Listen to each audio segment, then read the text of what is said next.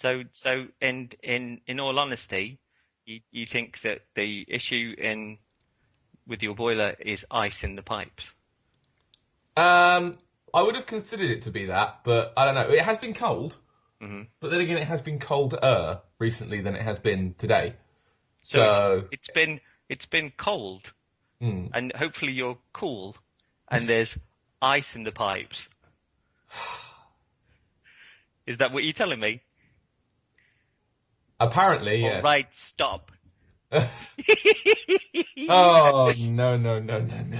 This is especially for you on this morning when ice has ruined your pipes, both figuratively and I can't even say it, figuratively and literally. Yay! What I'm going to say is, all right, stop. Collaborate and listen. CJ and Pad on this podcast invention. Dark Souls grabs a hold of me tightly. Flow like a lightning spear daily and nightly. Will it ever stop? Yo, I don't know. Deep in the catacombs and I'll glow. Rock sucks out of your sucks your condo. Take you down like a great archer in Anor Londo. Do, do, do, do, do. That was especially for you. Oh, because that was really impressive. Jesus Christ.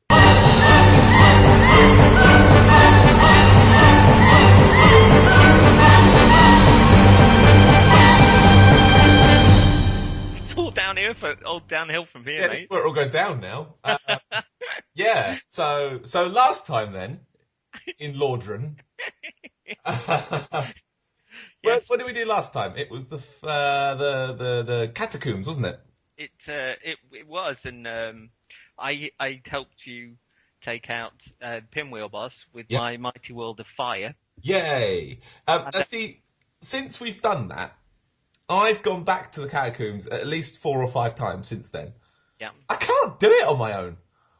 it's It's awful. well, I went back sort of afterwards because I know you were going to jump into my game too, so we could pile on through Yeah.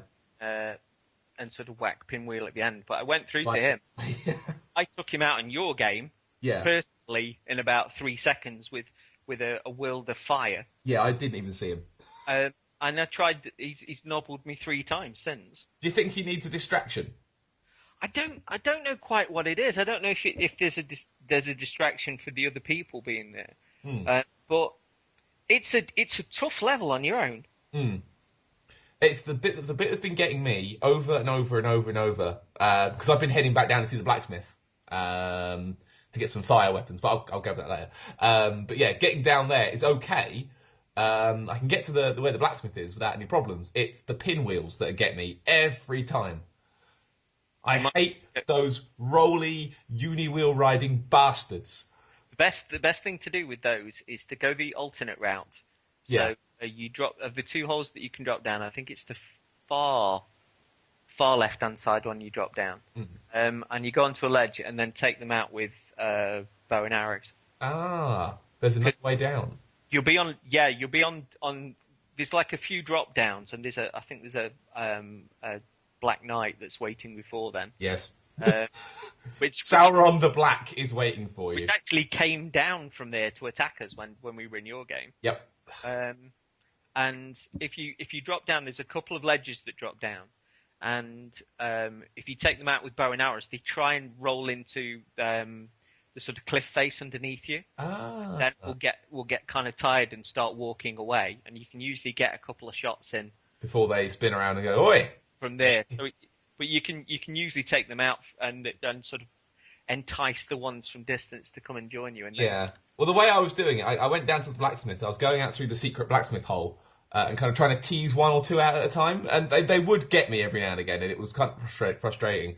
And I got through them, and I killed all of them. I was like, brilliant, awesome. Mm-hmm. What's to the left of here? Because I could see a couple of floating skulls. I thought, I'll have a look, I'll see what's over there. oh dear. So I kind of, trolley along, trick the skulls out. They blow up without hurting me. I was like, great, awesome, what's in here? And then, Sauron comes charging out of the darkness, hits me once, dead.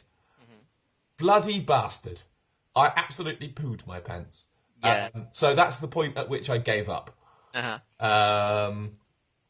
But yeah, what I did this week I went to Blighttown by myself. It's a beautiful holiday destination. It's horrible. It's a disgusting, awful level. Do you think it's it's more difficult or more imposing than 5-1 was on Demon Souls? Oh, now see, I went to 5-1 really late, so I kind of trolleyed through 5-1 easy. Really? Yeah, I left it for ages. I just walked through it basically. Oh, were you like a super god then when you turned up on 5-1? I already had my dragon sword +5. Okay. And it must have been about level 60 by the time I got there. So yeah, it was. I just think with 5-1 on Demon Souls, the way that the levels are constructed, is that everything just seems out of shape and Yeah. seems very compressed and very. I think that in Blighttown you've got more room to look around, and there's almost sort of these fez-like platform blocks that you can slide down ladders to. Yep. Whereas on 5-1, most of the time you really couldn't see what was beyond you, and if you were dropping into a nest of those sort of vicious dudes that hid in hay and It is definitely mention, a bit. There's a bit more visibility in Blighttown. I will give you that. But the actual the construction of the level really reminds me of 5-1, of the Valley of Defilement or whatever it's called. Yeah. Because it's all kind of, there's twisty turny, there's kind of levels and passages. There's a bit quite early on when you fall through a ceiling. Uh-huh. And I was like, that's just 5-1. Just fall through a ceiling onto a couple of dudes. It's like, bastard. I think the thing is though with 5-1, which leads you into 5-2, is it's got those huge guys that look further on than they are. Yeah. And there's nothing in Blighttown that compares to them. Absolutely nothing at all. Those You've guys. got I mean the most irritating and vicious things in Blighttown, I think, are the mosquitoes. Do you know what? I was going to agree with that. The mosquitoes, because you think you've got them all, and then one turns up behind you.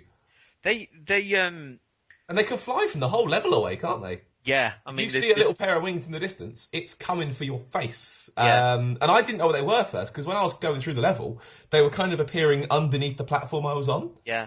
So you could kind of hit them from the top and think, what was that? It was weird. I think they'll avoid sort of a lot of spears, especially. And I usually have to have a bow and arrow equipped to take them out. But I think what makes them more dangerous than anything is that there's no real lead up to the fact that they're going to be there. They're upon you before you know it. And if they're there and they start using that sort of poison sting and they're close, you're in. And the platform that's underneath you is quite a small one.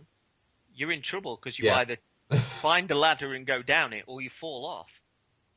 And then you miss the platform, and then you die, which happened a few times. Yeah. No, actually, to be fair, I got through about 70% of it in one go.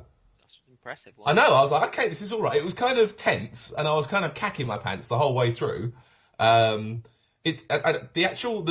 kind of the zombie men were okay. They were all right. I didn't mind those. They were dealable. The lava dogs, wow, they are aggro men.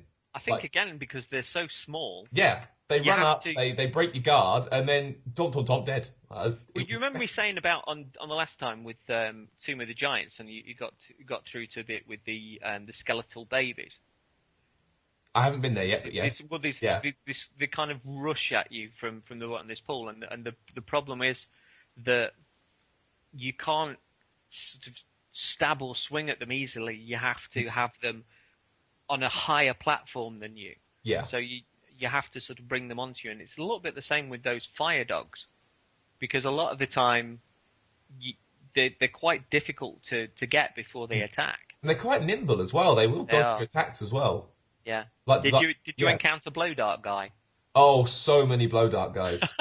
Jesus, I hate them. Because they shoot you. It's like, right, you're toxic now. It's like, toxic? What does that even mean? Yeah. I'm not Britney Spears. Yeah, and by the time I'd healed myself, some flies had come out of nowhere and killed me. Because I was ready for it. Those blow dart guys. Jesus, I'm glad they don't respawn. Yeah. I'm so happy. Because I kind of trolleyed through most of the level without any real issues, apart from a couple of lava dogs, really. I was doing all right. I was falling off ledges a few times, but I was surviving it. Got to the second bonfire, which is the one inside that tunnel that kind of leads up to that really, really spooky, suspicious-looking room that's got nothing in it. Yep. I went up there actually. I looked around. I saw a couple of signs going, "Ooh, imminent trap." I was like, "Ah, crap." Okay, there's one chest. There's a big empty room with one chest in it. Ooh, I kind of tentatively walk forward, carefully, kind of eyes on the ceiling, eyes on the floor, waiting for something to fall on me. I got all the way to the chest, and nothing happened. And I think that's probably the tensest bit I've had in the whole of just thinking something awful's going to happen. And then nothing. I think I got some loot. So I was like, okay, cool, I great. like your instinct, my friend. Yeah, I was, you see, it looks too good. You're like, nah, this is not a nice game. This is Dark Souls. But yeah, from the second bonfire onwards, that's when my real problem started. Uh-huh. Because I hate that poison swamp with a passion. Like, Now, it's the worst. And I was putting on all my poison armor, loading up on moss, and I was still getting got, even though I was kind of charging through it as fast as I could, and I was still getting got by it, and it was starting to annoy me. There's the guy near the bell tower gargoyle sells the poison blight ring, which will lessen the poison in the swamp. Ah, I should have gone to see him first. I don't know. I mean, the best armor for poison defense is actually a little way on. It's the shadow armor, isn't it? I think. It's not. I don't think. Ah, well, it's got some poison defense on it. I think the best one is that in Lost Izalith, which is a little way on from where you are now, and there's some really light armor that's I think it's the best armor in the game for defending against fire and poison. Ooh, handy for those two places. Yes, indeed. Ah, or if that terrible 80s band turn up. Haha, very good. Every rose has its thorn. Just like every sunset has its dawn. No, you died. Like every cowboy sings a sad song. As a case in point, one of the bass player in one of my first bands is now in a Poison tribute band. Oh, very nice. Yeah, well, if you like that sort of thing. If you like Poison. Well, and speaking of Poison, did you ever see Bret Hart's Rock of Love? No. It was the lead singer of Poison, and he was doing one of these reality dating shows. Oh dear. Like The Bachelorette. That's why you threw me, because it's Brett's. It's not Bret Hart. That's a Bret wrestler. Michaels. Sorry, Bret Michaels, not Bret Hart. Yeah, Bret Michaels. Yeah, and he just had like these 10 women on a bus, and they get rid of a woman every week, and the last one that won got to be his girlfriend. It was awful TV, but I couldn't help watching it every single week because it was just disgusting TV. So tell me about Blighttown Swamp. Blighttown Swamp, yes, I did. Did you go round the outskirts, or did you just run across it? Much like Eminem's Trailer Park Girls, I went round the outside, round the outside, round the outside. Which way did you go? To the right or to the left? Okay, out of the bonfire. Yeah. I hugged the right-hand wall as much as I could. And that was all right. I mean, I still got poisoned every now and again. But on what I was doing, I was leading out those kind of fire crab things. I was kind of trying to lead them onto kind of safer ground so I could fight them, where I wouldn't get poisoned. And That's that was the best working. bet. So yeah, that was working. Yeah, trying to get to a bit of normal clear. Yeah, and I could you dip your foot in poison swamp again. Yeah, and I could get round to the safe place with the ladder up and the water wheels. Could get there without any problems. Going up the water, I thought the way forward was up the water wheel for ages. So I went up the wheel, trolleyed along as you do, and went into that kind of secret area. It's got the Firekeeper soul in it. That contains, 5 blow dart men, and maybe 6 of those lava dogs. The water wheel is really kind of the way out or the way in if you're coming in through the back entrance. Yeah. We'll cover that in a minute. You've heard nothing. So yeah, after about maybe 7 attempts, I finally got up and passed all those poison dart men and lava dogs. I don't like the poison men. I just don't like them. They were too fast. And I was trying to take them out with arrows because I thought I'll distance them out. Because there's so many of them, I'll try and kind of snipe them one by one. It wasn't working. And then I did take them all out, I was like, great, went down, 6 dogs jumped on my face. So yeah, it didn't end so great, but after about a good half an hour, I got all my stuff. I managed to lose about 36,000 souls as well in that case. Yeah, there was a mistake made. I fell off a ledge completely like an idiot, walking up the water wheel bit, and just tapped circle like an idiot instead of X, I and he know, just I know. popped backwards off the ledge and fell to his death. Oh no, because there is a ledge up there which I think you either have to, I think you have to roll onto more than anything. Yeah, definitely. 'Cause But yeah, but I've then tried I to could have walk up died on the way before. back to it. So I was like, for fuck's sake. And at one point, I also managed to land on top of one of those water wheels. Okay. I don't know how I did it. I was walking up, I kind of wobbled a bit, went off the edge, and I kind of was stood on one of the top of the water wheel. So I kind of ran against the grain for a bit, thinking, right, okay, crap, now what? Now what? Oh dear, oh god, oh Jesus. And I tried jumping off to the side to save myself, but there was nowhere safe. So that was a mistake. But yeah, I finally got through that part. I thought, right, okay, I can see a kind of a cave off to the kind of far end of Blighttown. That's got to be the way forwards. Because I kind of went to the top, I couldn't see anything else up there, so I went back down again. Getting across the swamp, got poisoned a bit, which is, I could take that. I met the second fire person, the pyromancer. Yeah. Said hello to her. It's like, how are you doing? You alright? And she's like, yeah, I'll give you some pyromancy later. I was like, okay, cool, I'll come back for you. Yeah, you got to level the glove, Yeah. the original glove up to. I had it to about 7 or 8 at the time, so I was getting there. I was like, I'll come back later. I know where you are now. Great. Well, yeah, I suppose on the other side of it, you've seen the effects that Yes. it can bring sort of when I jumped into your game, because that was Absolutely. one of the suicide missions that I did. A fire glove of explosions. So yeah, I moved on forwards towards what looked like the hole. Good lord, those giant men. Yeah? Wow. The ones with the boulders? Yeah, so you're trolleying up through this swamp, you're a bit poisoned, you're like, okay, I can take the poison, I'll heal it when I get to safe ground, I can see a bug behind me, I'll get to safe ground and I'll turn around. Get to safe ground, chug some moss, and then a boulder hit me from the side. Did you flip out? Did you do a... Yeah, I was like, whoa! crap! Span around, sort of whizzed the camera in to kind of see who it was, thought, crap, okay, right, there's a giant, kind of sidled away, chugged an Estus, and then another one hit me from a different side. I was like, what's going on here? Did you not see them when you were No. going in? No, didn't see them at all. I thought they were background colour. I didn't see them move, which was the problem. I think once I know where they are, I looked for them later. I was like, they are clearly stood there, but I didn't see them. Know this game by now. Yeah, you so I tried know up. that it doesn't let you off that easily. Yeah, and then the third one joined in into the hey happy boulder fun time. And yeah, I kind of ran around a bit. I made a good show of it, but there was no way I was beating them. Yeah, dead again. So my way of beating them the second time, what I did, this was clever, is I went round the outside, hugged the right hand side, went as close to the wall as I could. I thought if I don't aggro them, I'll be all right. And I didn't. Yeah, got around the edge and kind of drew them out one by one and took them out one by one, and that was all right. And that worked. And on the way up the second time, I also met a Black Phantom. Oh yeah, was it? Were you human at this point? I was human, yeah. It was Miranda or something. Yeah. Whatever her name was. Let's call her Miranda. Did she drop the butcher's knife? She did. So I killed her. I got a butcher's knife. She was quite fun to fight, actually. I quite enjoyed fighting her. But yeah, got that. Trolleyed on up to the scary looking hole. Up to go fight the cornflake spider. Did you get an NPC summons just before? I did, because I was still human. Cool. Got to Kellogg's Rice Krispies. I saw the sign on the floor that said "Don't attack," and there were these kind of men with buboes on their back. So I didn't attack them, and I went back later and attacked them, and I found out why.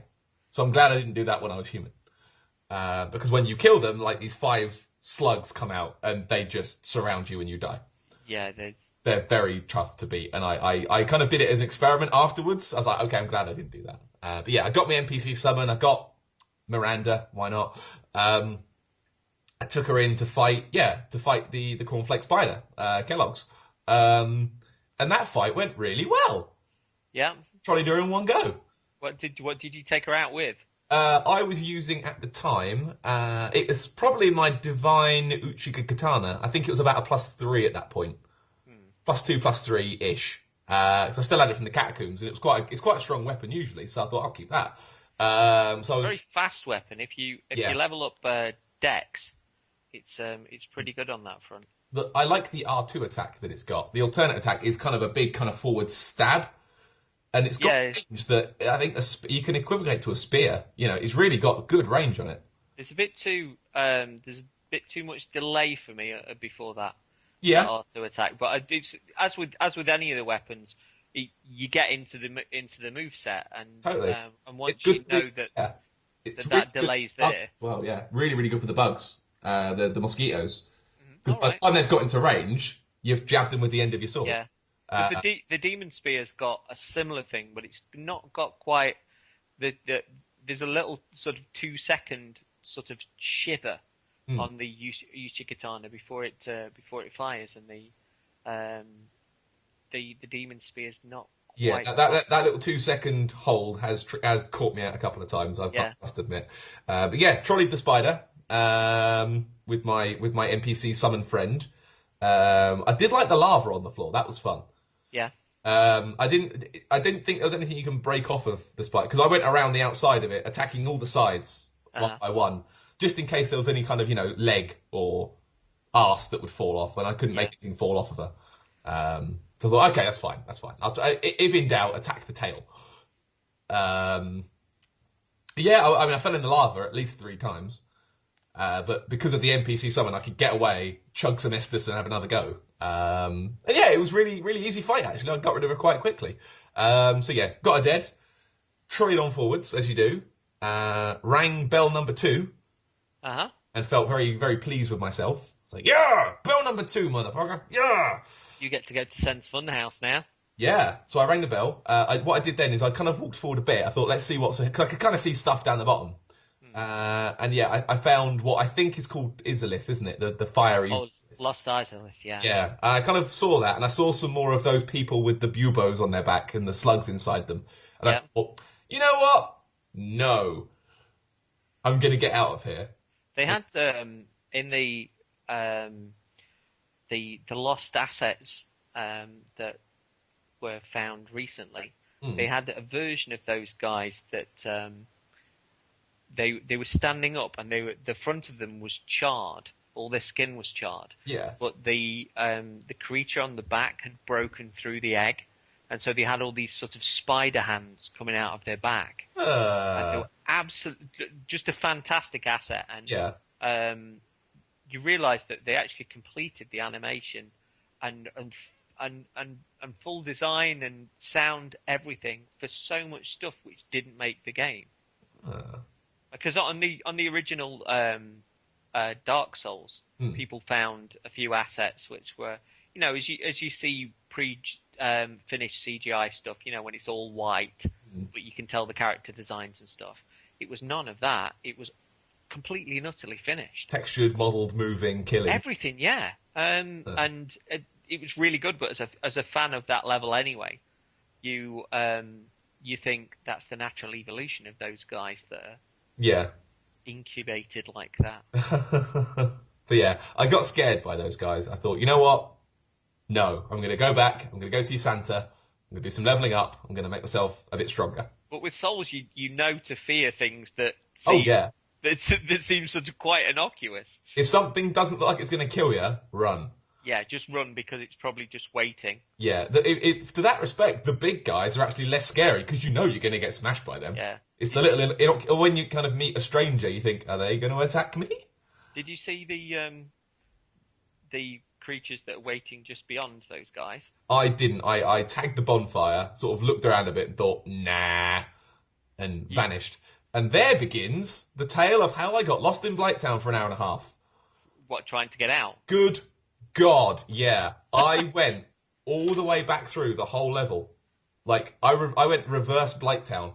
Okay, I'm going to put this to you as well, which I think is an emotion that goes back to, personally for me, it goes back to childhood and summer. If you were just wandering off and going to neighborhood villages and towns, just having a walk or on your bike or whatever, and that feeling of I don't know where I am. Yeah. And I think there's a level of panic that kicks in at that point with Blighttown, with can I find my way out? Yeah, absolutely, unequivocally, that happened so hard.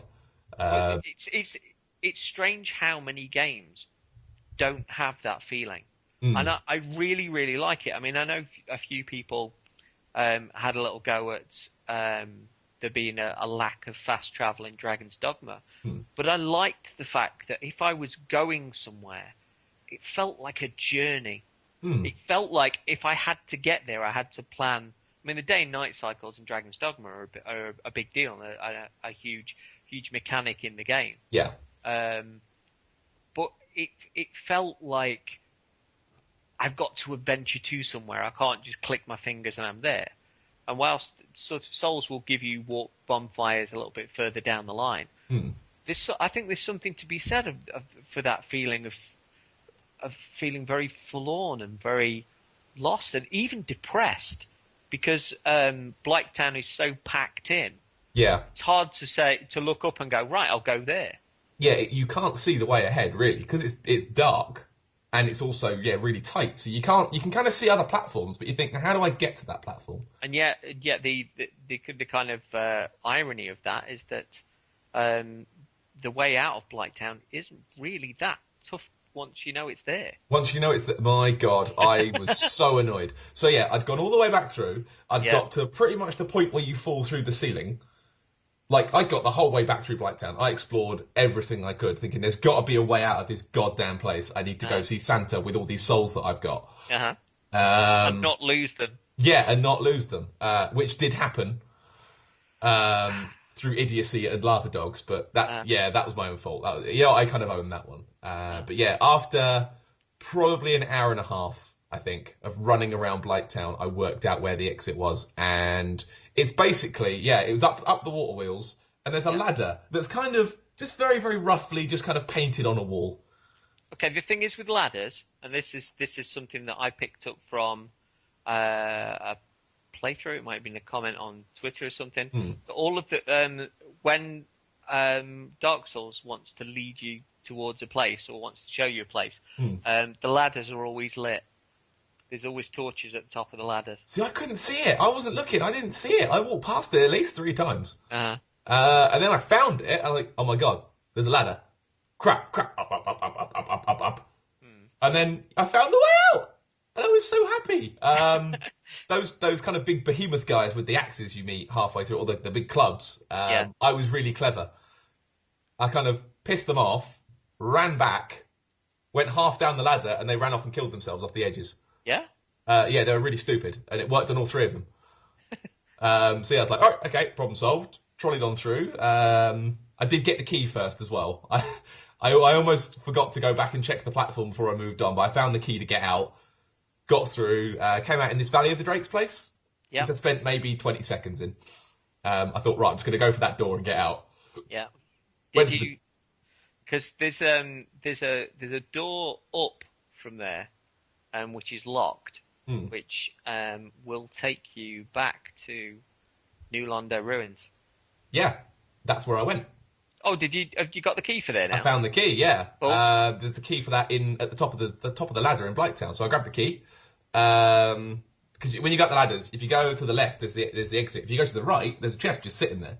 It had a message nearby as well, so I kind of used that to find it. But yeah, got out, got through, went through the little secret passage, and came out. How happy were you to see that shortcut unlock, especially when you realised where you were? I was like, I can get back now! Yay! Yeah, I'm in the village near my village. I'm nearly home. So yeah, got to New Londo ruins, was really happy, trolleyed on up, went to the lift, didn't call the lift before getting in the lift. Patrick!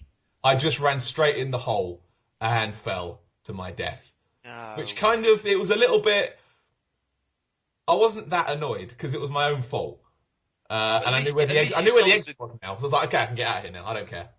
Yeah, at least your souls were in a place where you knew you could I got them back. It was safe. 10 feet in front of the hole. I was like, great, take them back, press the button, lift comes down, now go through the door.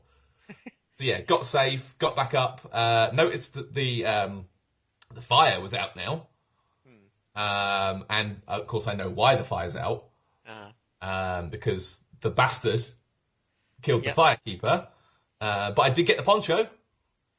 You've learned that's a little lesson that's that sort of comes over from Demon Souls as well. I think with that guy, Yeah. especially because you let him kill everybody in the Nexus. Yeah, I let Yerk kill absolutely every single person, pretty much, apart from maybe the blacksmith and the maiden. And they were the only people that survived. There's a great picture on Tumblr of it's done like an old World War II piece of propaganda. Yeah. And it's a picture of Yurt, and it says, "This man is not your friend. Do not trust him." It's brilliant. It's really cool. I wish I'd seen that first. But yeah, I got the Firekeeper, got the what's her name's robe, which I immediately put on because I heard about it being the poncho, and I put the poncho on. Sort of right. I thought, what did I do now? I'll go see Santa. You know, I'll go say hello to Santa, and I'll go, you know, level up a bit. So I thought, right, I trolleyed on forwards, and actually nearly did a poo. Because in the little bit with the little pool of water where the crow sits before the catacombs, giant snake. Yes.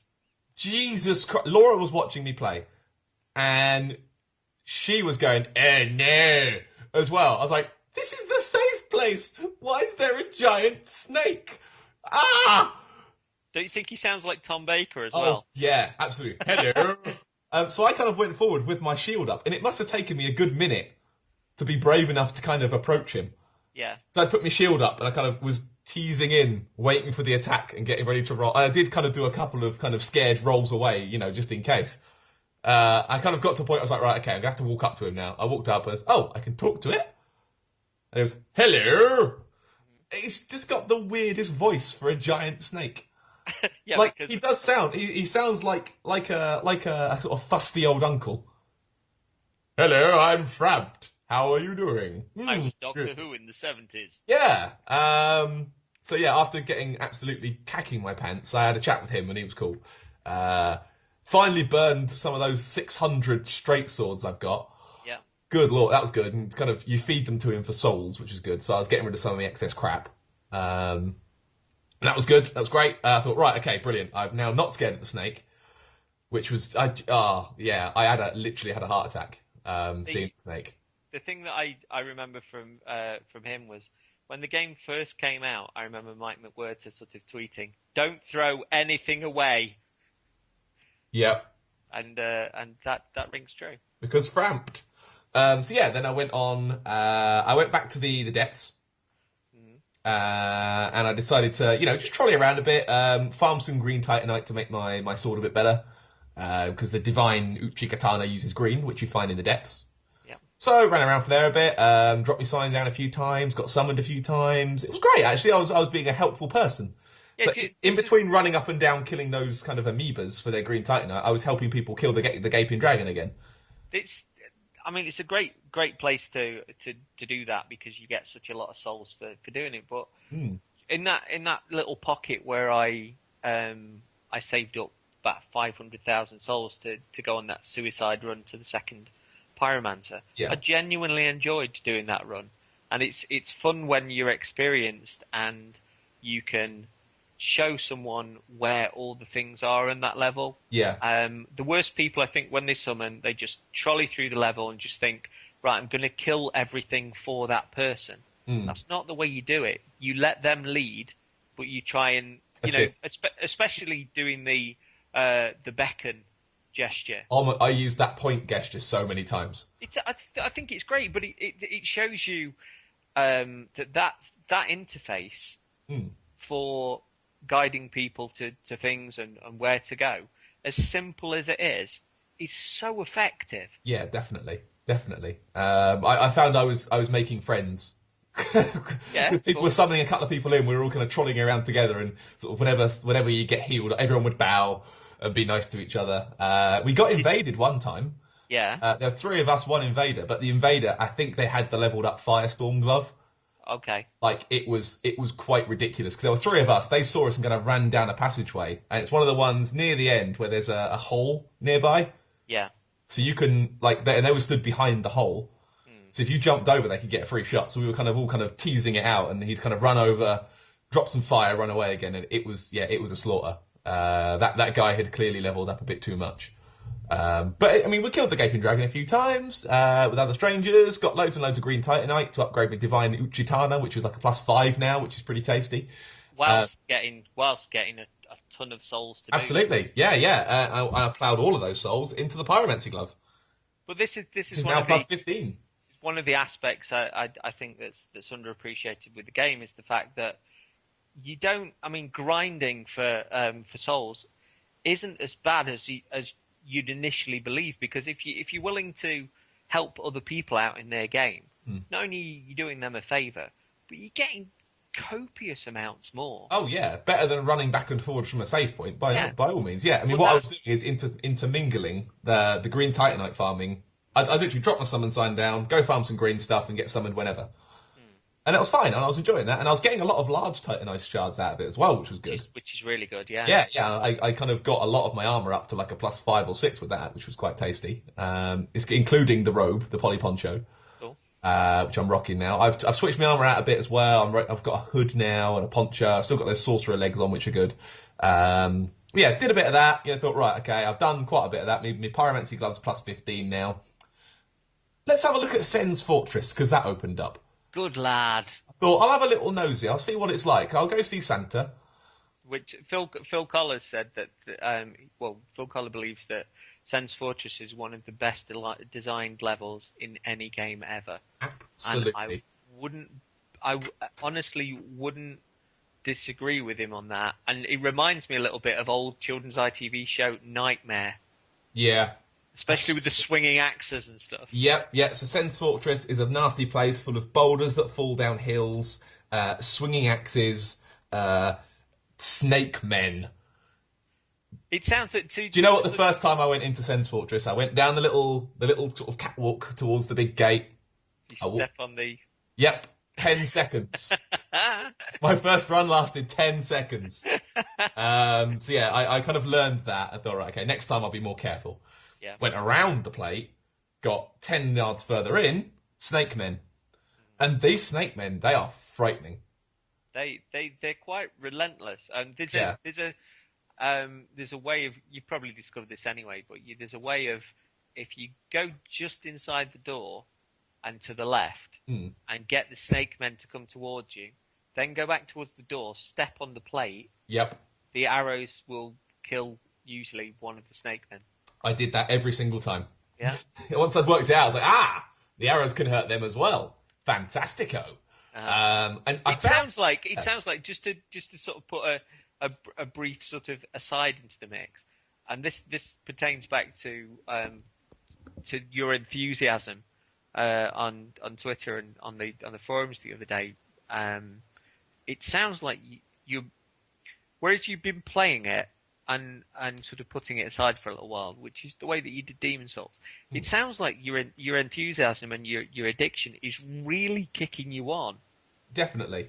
The problem is that because we're recording these podcasts, I'm having to stop myself and think I can't too much because we'll be talking for 3 hours. So I have to stop right now. We'll do it. We'll do if Midnight Resistance, Kane and Rinse and Joypod can do a 6-hour end of year special. I reckon we can do a 3-hour, even if it's just you and I and the odd other folk that listens. I have no doubt that you could talk for 6 hours. I really have no doubt. Yes. So I learned that the Pyromancy Glove, when upgraded, that combustion spell, 2 hits for a snake man. Yeah, the Great Combustions are really, really, this really... is the standard one. Regular combustion against the snake people. Oh, right, okay. Fully upgraded level 15 glove. Boosh, dead. They don't like fire. They hate fire. Yeah, I learned that. And what I did then is before I cracked down, I went back. I looked up what I had to do to get a fire weapon, which essentially was go back to the depths, get a load more green titanite, then go to the catacombs, and then come back out. And it took a while, but I did the steps one by one, and I got myself a +5 fire broadsword, I think now. Yeah. Just picked a weapon at random. Thought, right, that'll do. I'll have a fire weapon of you, and that's been quite handy. But yeah, I've been caught out by those snake men probably about 10 times. Simply because I forget about the ones that shoot lightning. Mm. And as you go through, there's ones that are they look like cobras and they can kind of shoot magic lightning at you. Yeah. And if you've forgotten that they're there, it's game over. And I kept forgetting about them, and they kept running up behind me when I was doing something else. I was like, oh no, I'm dead. The same with the boulders. I kept forgetting about the boulders. Have you explored the bottom floor of Sens Fortress? I know there's some bad stuff down there. I avoided it. There's also some really good stuff down there as well. Yeah, I thought, you know what, I want to just get through this today. I thought, nope, I can see about what looks like 4 or 5 snake people just sitting around on the floor. Uh-huh. Nah. No, that's not the bottom floor. Oh, great. You've still got a few surprises sort of on the bottom floor. Worth going to, because you might have not nice surprises, are they? The end result of a few of them are actually, one of them is a very nice surprise if I remember rightly. Yeah. But you might have a few battles before that. Oh, goody. Well, I didn't do that. What I did is I trotted on through. I got to went through a few of those swingy scythe blades, which are cool. That was easy actually. I did all right with those. I don't think I got hit by them once. They look wonderfully imposing though when you first see them. They are scary, but you think, you're like, what? And you do kind of your patience, and you take your time every time, because if you rush, you die. Yeah. Trotted through all that. I followed one of these big rolly balls down a sort of stairway. It kind of bends back on itself a couple of times. Yeah. I met my first mimic. Oh, because this was why I was saying earlier when you said, oh, I saw that sign in Blighttown in front of that chest, and I was thinking, and I was that was what I was saying that. There was no sign in front of this chest. Yeah, just that instinct, my friend. Yeah, there was no sign in front of this one. It ate me. How I was going to say, how was your super poo when that happened? It was a big poo. It was just the way you think, what's in here? A shop. I love them because they either do that massive grab on you, yeah, or they do that massive rugby kick. Yep. I went back, so yeah, the second time I went back, he got the grab on me, and it's a one-shot kill, isn't it? The grab. Pretty much, yeah. Yeah. But I thought the second time, what I'll be careful, is I'll save my combustion spell. I was using it sparingly all the way, because it was taking out the lizard men really quickly, like the snake men really quick, but I thought, right, I'll be careful with it, and I kind of was using fire orbs instead, and just everything with fire on it instead of my combustion spell. I thought, I'll be clever here, and I went behind the mimic before it woke up, because it doesn't do anything to activate it, does it? No. So I stood behind it, thought, right, rub my hands together, glove time, and I managed to hit it about 5 times before it could counterattack. Good. And I all but killed it before it could attack me. Uh-huh. I felt quite clever about that. Got the lightning spear. Like, oh, free weapon, yay! Put that in my bag. Found the little lift that takes you up. I stayed in the lift too long. Lightning spear is a really good weapon. I liked it. I experimented with it a little bit, but I switched back out to the fire sword because it was doing better in Sens. I went in the lift that takes you up from there. And I stayed in there a tiny bit too long because I met the ceiling spikes. Uh-huh. I kind of felt a bit stupid afterwards, but I went back through again and went up, and I got out into the room where all the boulders get shot from. You shouldn't. I don't think you should be too stupid on that, or feel too stupid on that front, because it's something that you don't know about until it happens. You know it's there. To be honest, so. Well, I mean, there is a lot of blood on the thing. Yeah. On the actual lift, there's a big pool of blood on it. It's like, should have read that. But yeah, got up through the lift, got to the magic room, and then after a few goes, getting past the next kind of couple of areas, there's arrows that shoot out from the side of the wall, which I didn't see coming. There was a couple of secret snake men hiding around corners, which got me as well. The worst bit of the whole inside of the fortress, the worst bit by far, if you get basically all the way through, you're at the last run where you can see some scythe blades going across, and there's one to go, and you're like, right, great, one more lot to do, brilliant. So you kind of sneak out, you think, right, brilliant, great, awesome. Lightning from the left, dead. And I forgot about that lizard snake man possibly 4 times. Yeah. And I'd get there, and I'd be so happy that I got there, I'd forget he was there. And it just down, down, and down. Ah! But finally got past it, got safe, got outside the fortress, saw this giant stand up and start chucking big balls. I was like, fuck! Ran away. Yeah. By chance, found the bonfire. Yeah.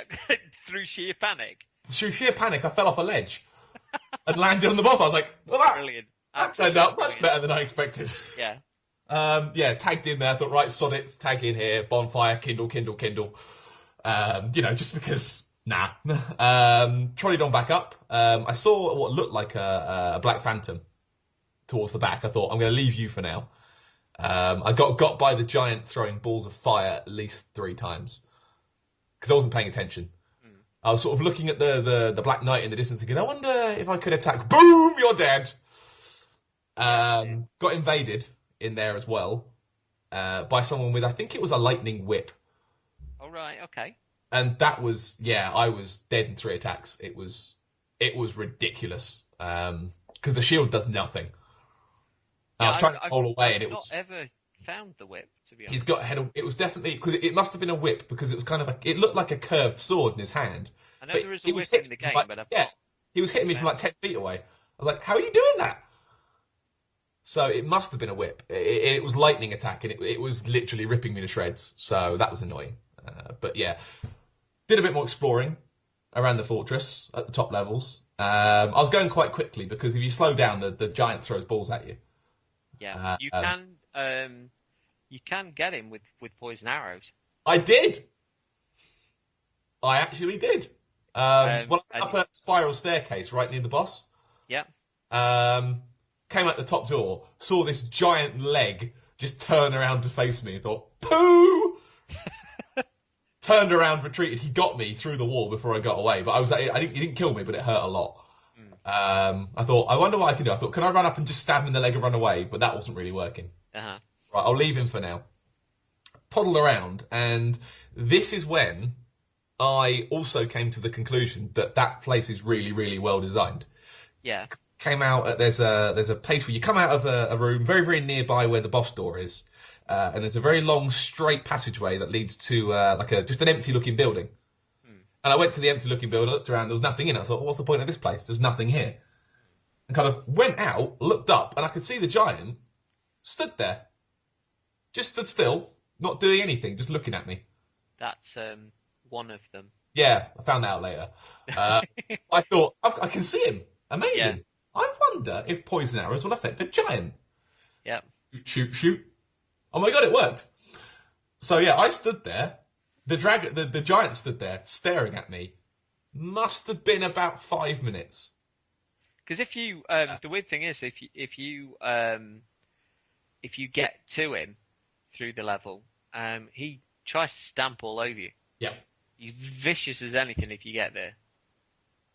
I think that's what happened the first time.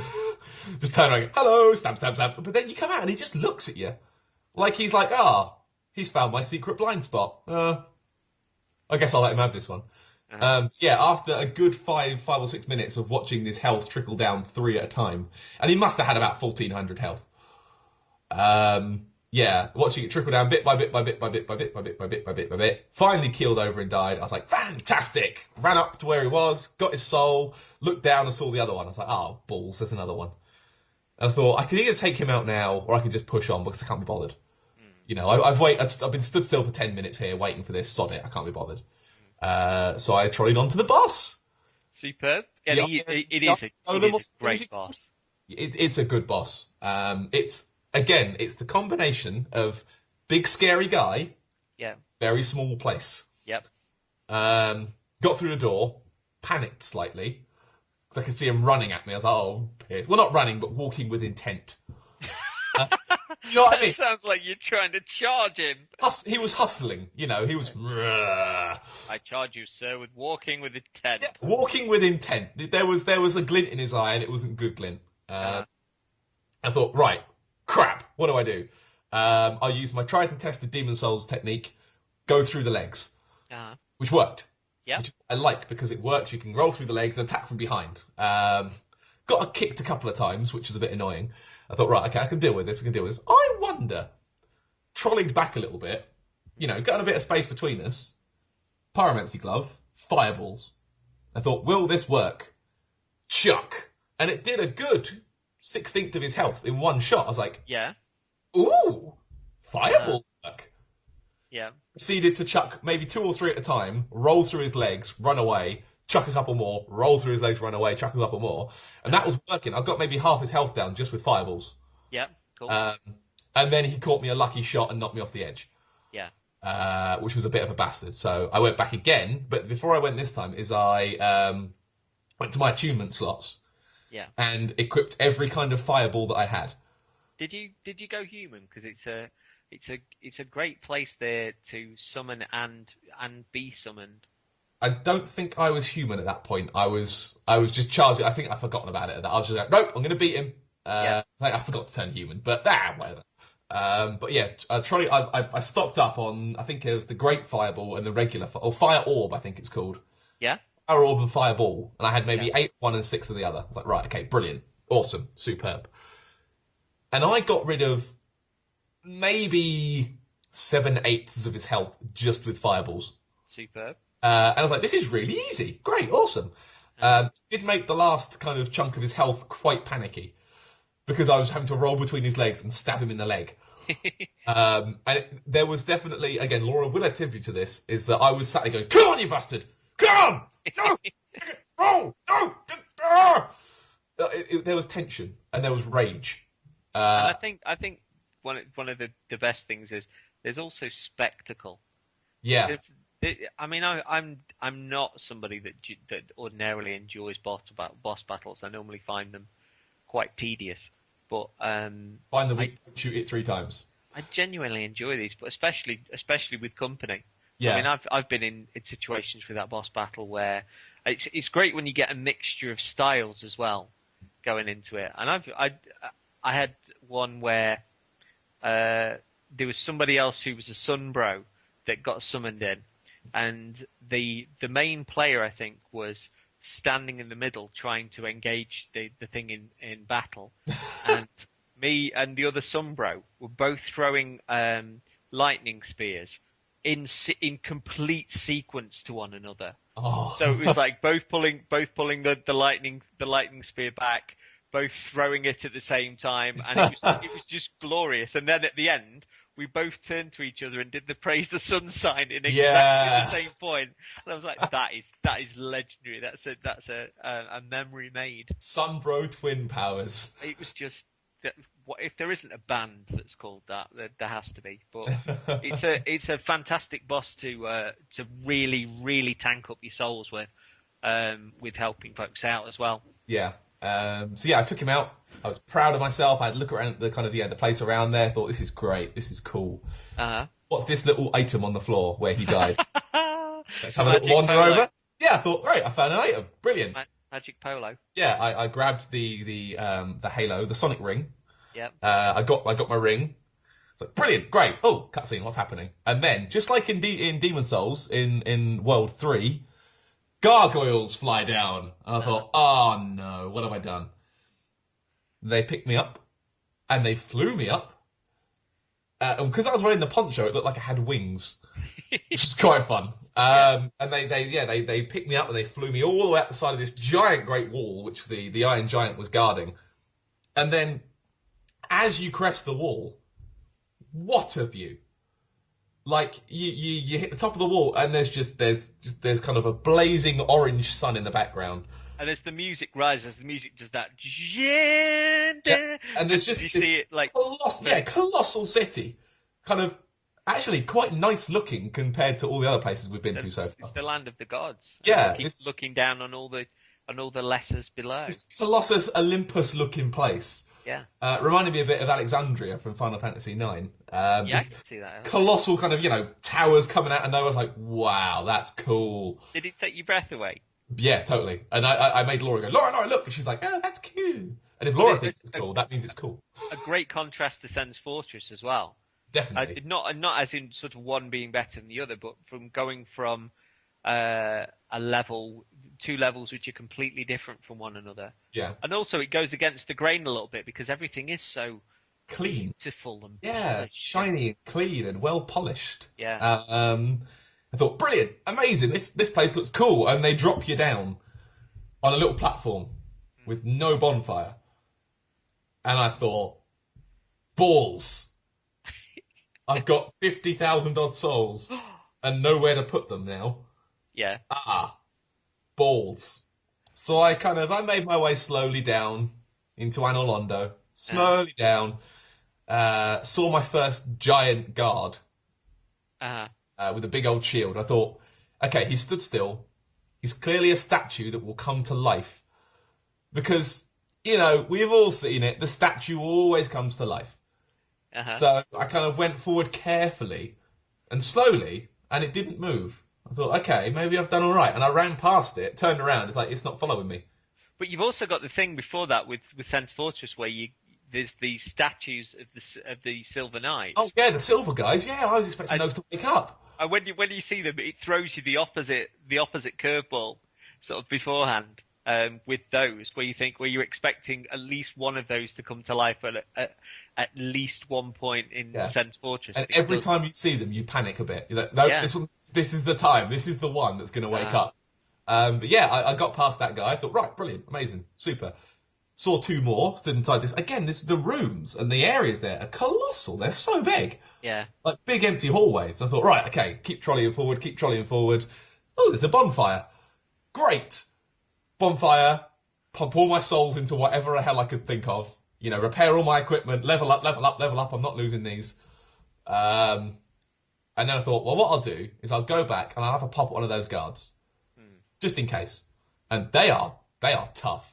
They are a tough guy. I killed it, but it was a close run thing because there's nowhere to move. Because I fought the one right by the stairs and foolishly managed to get myself back up the stairs. So there's nowhere to roll to.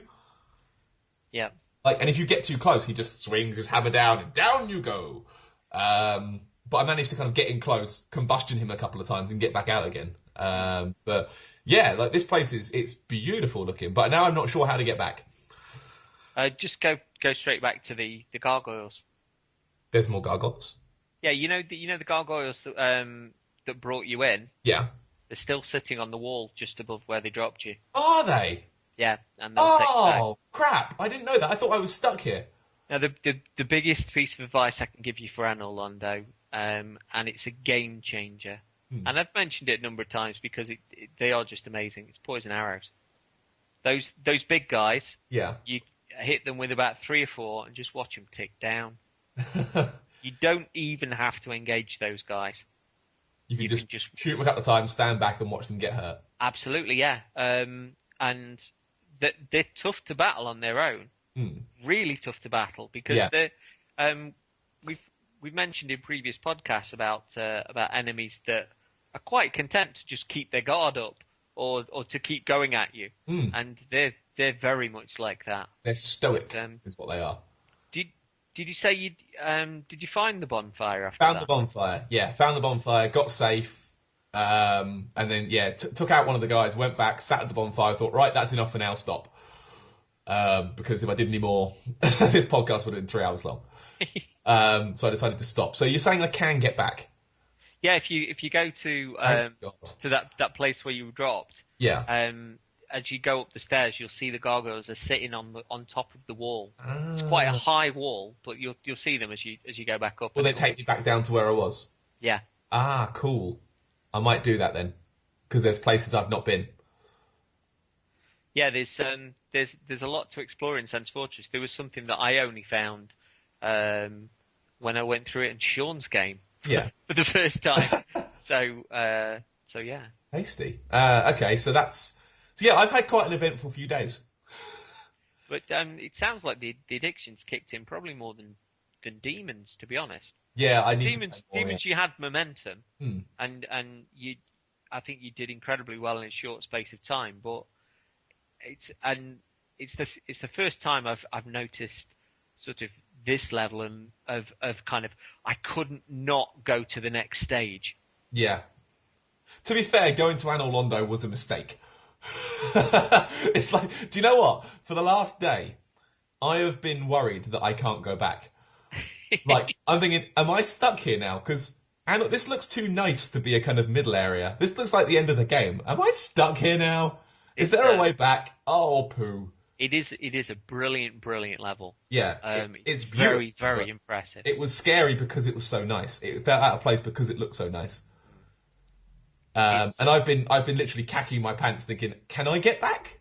Like, I want to go see this Valley of Drakes. I want to go see these giants in this tomb. I've got so much more left to see.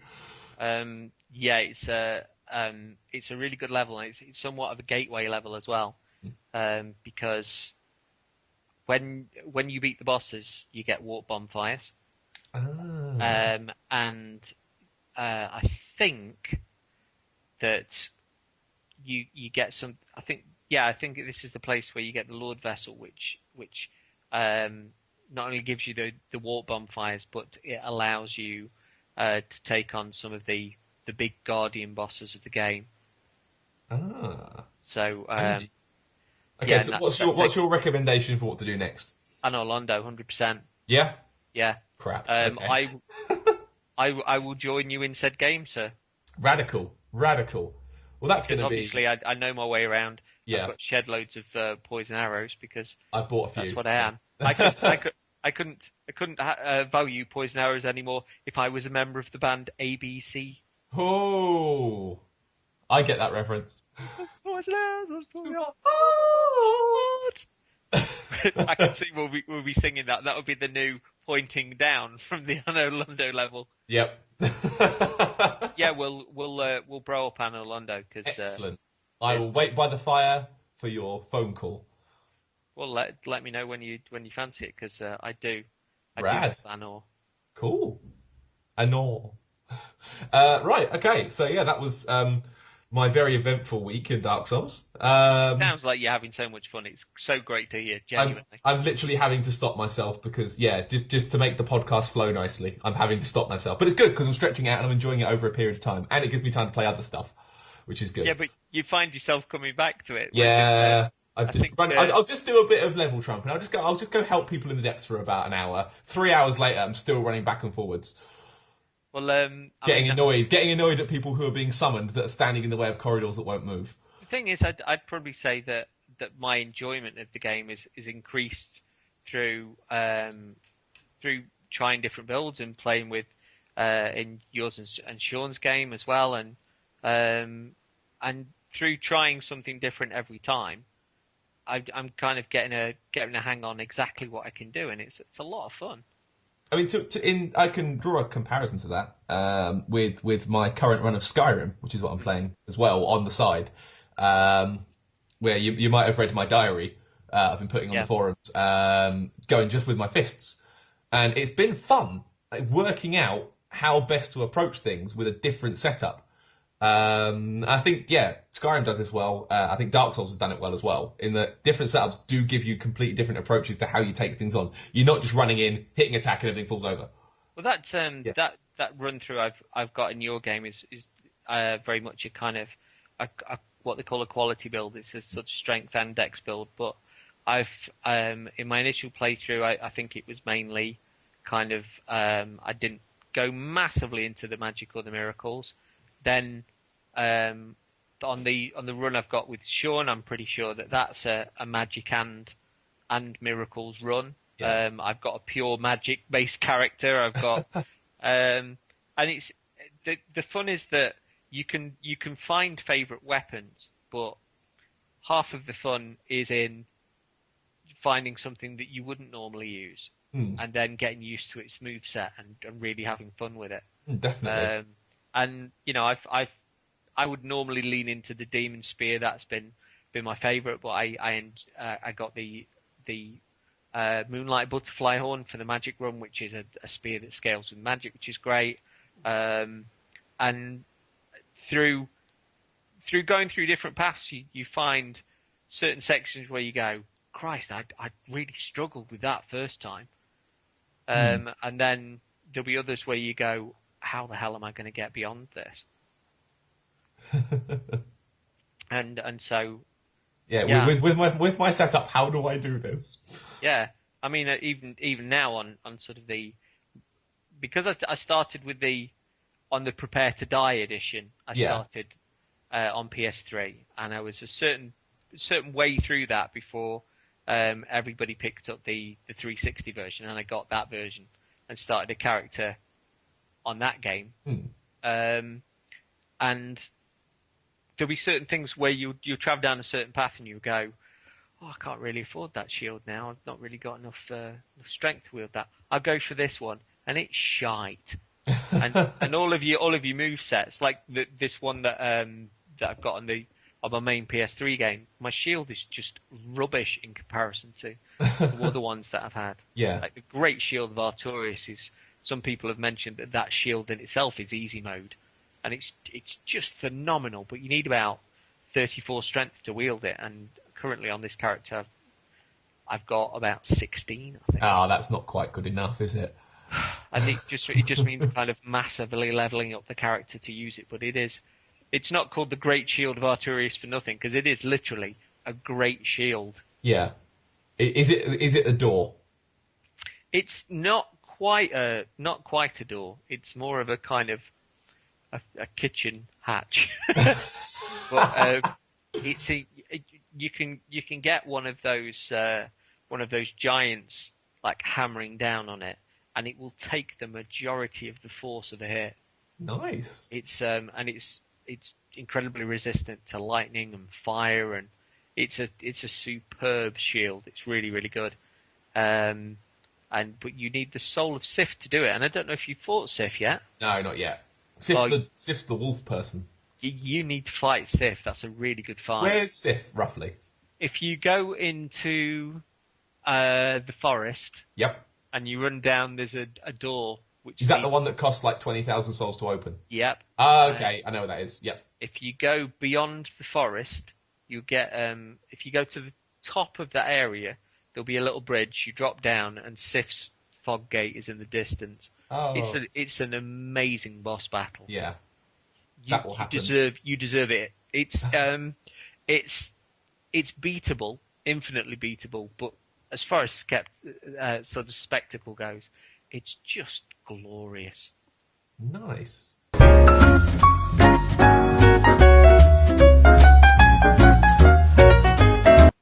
And that boss fight, I've seen a picture of it. It reminds me a bit. Did you play Nier?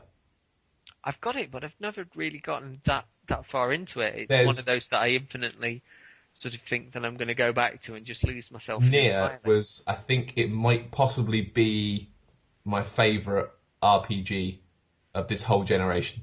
Cool. I think it might be my favourite. If it's not my favourite, it is right up there. It's not pretty. It looks a bit, cobbled together in places. And some of the mechanics are a little bit shonk. But it is a game for people who like games. You can't ask for more than that. It is, and there's a boss later on that is a big wolf thing, which is it's a great boss fight on its own. But the real best part of Nier is New Game Plus, and New Game Plus is where the game really begins. And it sounds strange to say that because the New Game Plus kicks off at the halfway point of the game. Okay. So you play the whole first bit. Something happens, you play the second half of the game, and then you can New Game Plus from that middle point again. Okay. But yeah, Fox will agree, because I know she's played it as well and she loved it too. The New Game Plus is the reason to play the game. And I think that the final ending, the fourth ending you can get, this is going, New Game Plus, and again and again. The fourth ending is one of the greatest things I have ever seen. The fourth ending for the fourth playthrough? The end of your fourth run, yeah. Wow. New Game Plus. You can do it on your third run. Don't do it on your fourth run. But yeah, it's fun, and I'm not going to spoil it because it was beautiful. And it was so good, I never want to play the game again because I don't want to ruin it. That's fair enough. Yeah. I do know that Liam O'Brien, who is the voice of Vincent in Ergo Proxy, which is an anime which I was very, very close to. Yeah. Does the voice of the book. Ah. And Grimoire Vice. Which is a very Alan Rickman sort of voice, I think. But But yeah, he does that. So And it's quite funny as well. yeah. Like as a voice, he's a funny guy. And I do like those kind of gravitas kind of voices. Uh-huh. Like Kane from Soul Reaver, or like actually like the guy who does War from Darksiders. Did you? There's a certain kind of gravitas to their voice. Oh, that's the guy who was in The Bad Guy in The Crow, wasn't it? Mm. The guy that does the voice of the lead in Darksiders. I know who you mean, but I can't think of it either. Yeah.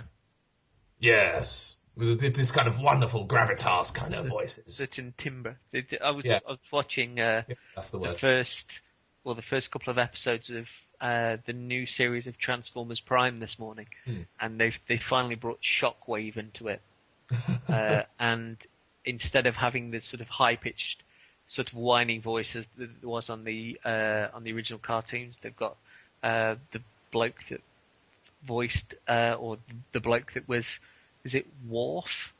Oh, okay, yeah. Yeah, and it's certain timbre to that voice, let me tell you. Does he get all his plans shot down as well? It's the first 2 episodes of this series, which are the final 6 episodes of the entire run. Yeah. Were absolutely breathtaking this morning. Tasty. And it has to be said, Nolan North in the role of Smokescreen is pulling out all the stops. If anybody thinks that that's just a voice actor with one voice, is an idiot, because he's wonderful. Nolan North. I love Nolan North. I know he's a bit overplayed doing his Drake voice in some games, but I really like him. His Penguin in Arkham City was superb. But people are employing him to do that voice. It's like Steve Bloom. You know, when people are complaining that he's doing the Spike voice. Yeah, that's Steve Bloom's. People are employing him to do that voice. And the great thing about Steve Bloom in Transformers Prime is he does a completely different voice. He's he's very kind of whiny and conniving because he plays Starscream. Yeah. Oh. So he's very whiny and conniving, and I love Starscream. For all the people that jump up and down about Game of Thrones, the Court of Megatron, let me tell you, is just as conniving. Wonderful.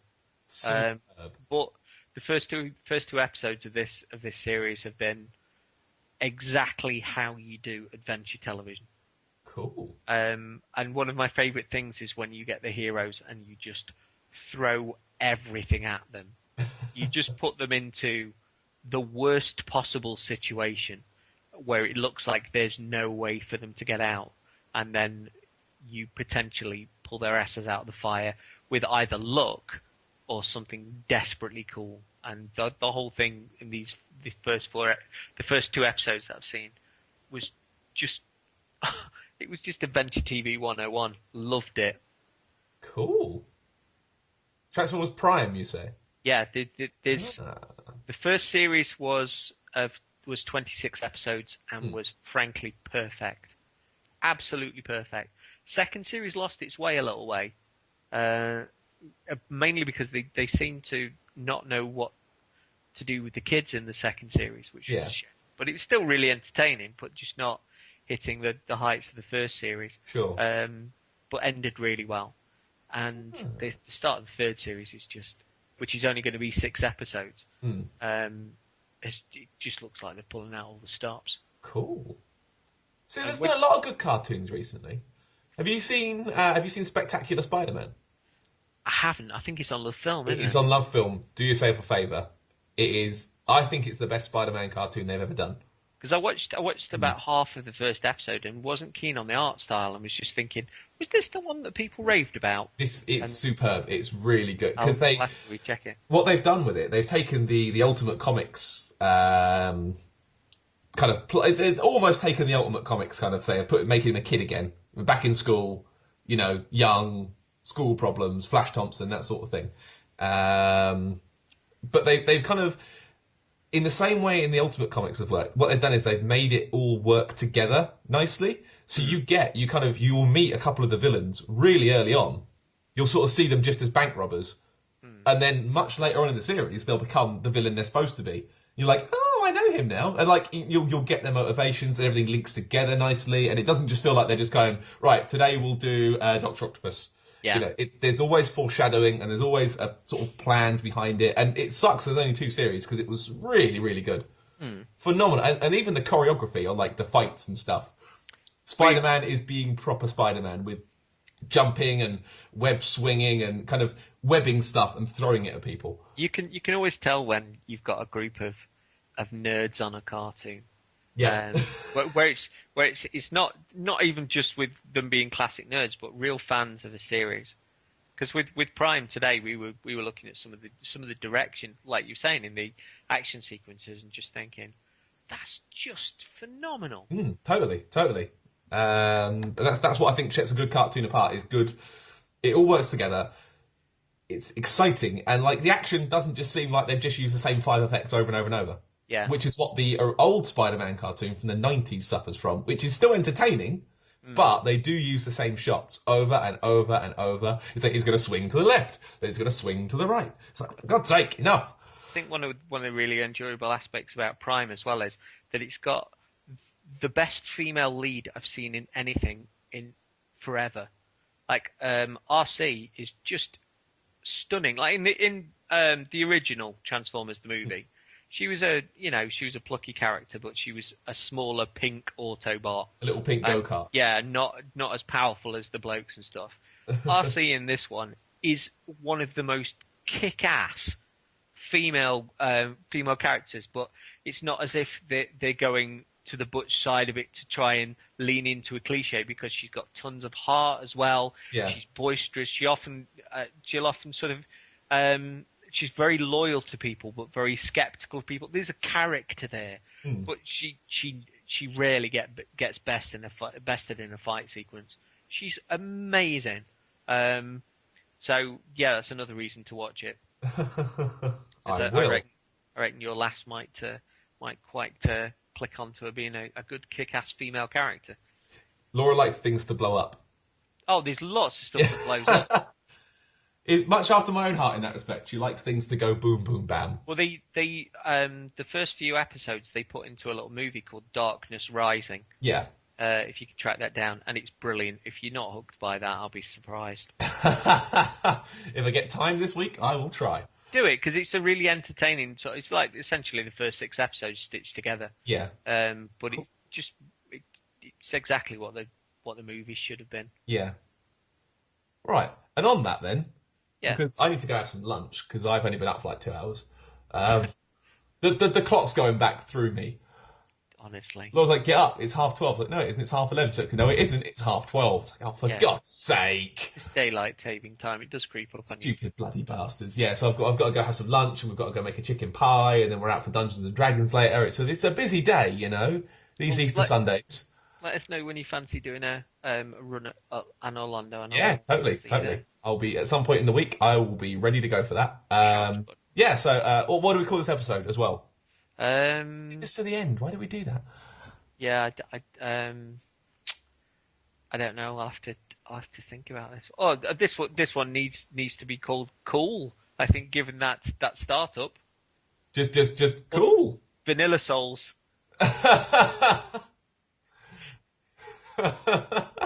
What I'll do is I'll pick out a quote from that little song, and that'll be the title. No, I wouldn't give too much away, because I'd quite like that to be a little bit of a surprise, because I'm really glad that it worked, because I was only rehearsing it for about 3 minutes before we came on. Okay, Vanilla Souls, episode 6. Yeah. There we go. Yeah. Superb. Right, yes, my name was Paddy. And I'm CJ. Hurrah! Thank you everybody for listening, and we shall see you next week. Oh, goodbye.